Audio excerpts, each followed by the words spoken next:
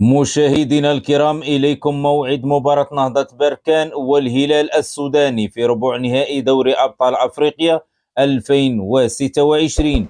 لكن قبل البدء في التفاصيل لا تنسوا الاشتراك والإعجاب بالفيديو ليصلكم كل جديد.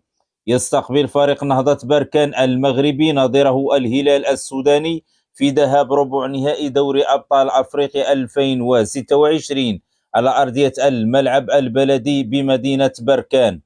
المباراة ستجرى بإذن الله يوم السبت 14 مارس 2026 في الأوقات التالية: الساعة 10 مساء بتوقيت المغرب، الساعة 11 مساء بتوقيت الجزائر، والساعة 12 ليلا بتوقيت مصر. وتذاع مباراة نهضة بركان والهلال السوداني مباشرة عبر شبكة قنوات بي إن سبورت القطرية والقناة الرياضية المغربية.